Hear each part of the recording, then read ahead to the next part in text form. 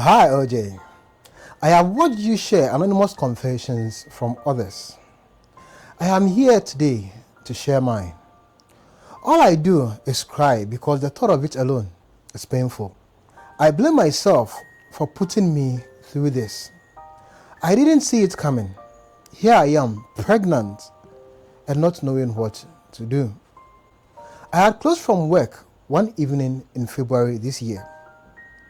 On my way home, a nice car stopped by me. It was a Benz, but it was big. It's not the small flat ones. It's like a Jeep Benz. In it was a grown man.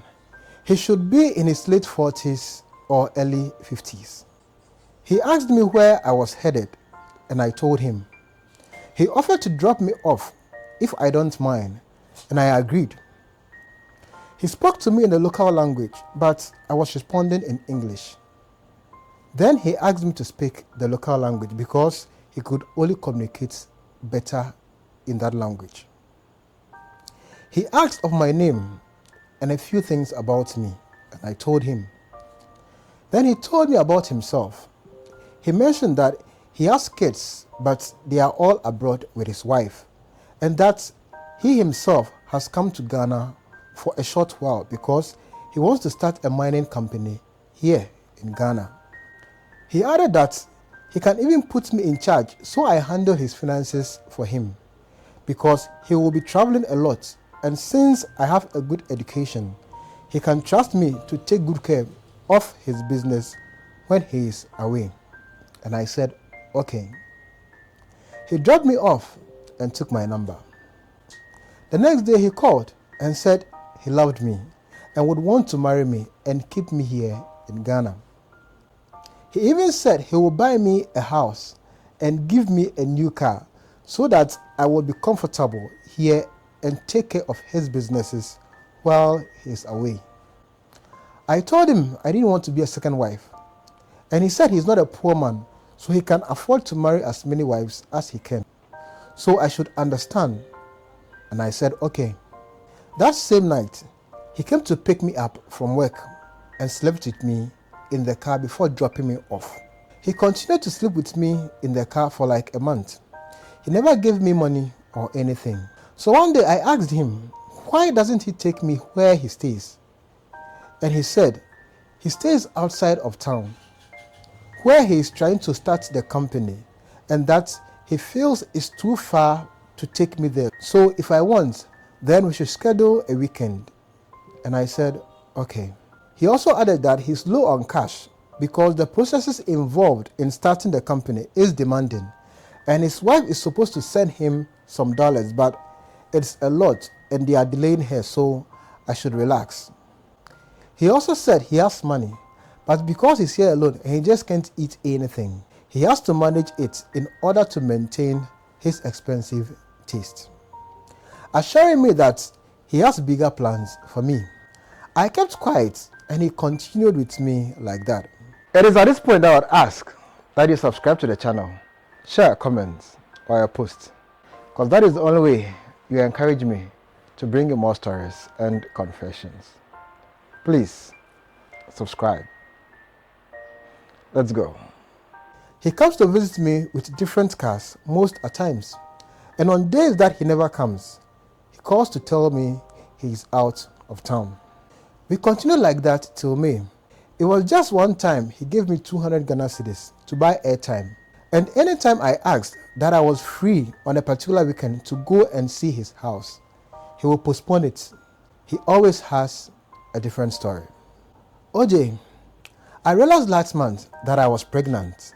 Since he always said he wanted to marry me, I decided to share the good news with him. When I told him, he asked if I wanted to keep it or abort it, and I said I will keep it, and he said okay. That night, he packed where he always does, had sex with me for about 4 different rounds. He dropped me off at home almost 11 p.m. and left. I asked him why he did that, and he said he was excited that I was about to start a family with him.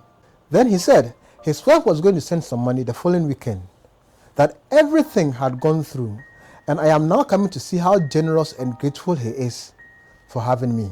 He kept meeting me, and any time we met, he slept with me for at least 3 rounds. He would go again and again and again. Sometimes I felt severe abdominal pains, but I kept quiet. Then we met again later last month, and he told me that the money had arrived, so I wouldn't see him for about a week because he needs to attend to some businesses, but he will send me money the next day. We had sex as usual, and he left. I called him several times the next day, but he didn't respond. It continued for 3 days, no response.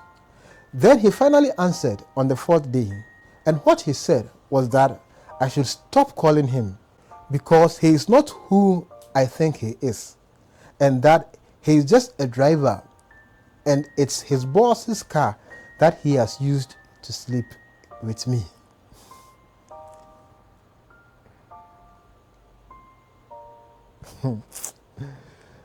He then asked me to abort the baby because I won't even find him anywhere, and that the name he gave me isn't even his real name.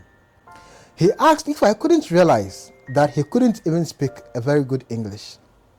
Then he laughed and said he wished he is the person he made me believe he was, because he has suffered so much in life. OJ, as he spoke all this, all I did was to cry. I just couldn't hold my tears. So I asked him to send me money to abort the baby, and he said if he received his salary, he will send 400 to his son at school, give 600 to his wife, and keep the rest. So I should use my salary. If not, I will give birth to a child who has no father. As for him, I won't find him anywhere. I was crying, OJ. This man was a nobody who just pretended and used his boss's car to sleep with ladies and myself. Ladies out there should be careful. I tried to abort the pregnancy, but the doctor said it's almost 22 weeks, so I should reconsider keeping it. My whole life is a mess right now. As I write, all I do is crying because it's painful. The man is an old man. I can't believe he did this to me. Some old men deserve to die very early. For more on why she can't reverse the mad curse she placed on her boyfriend, click this video.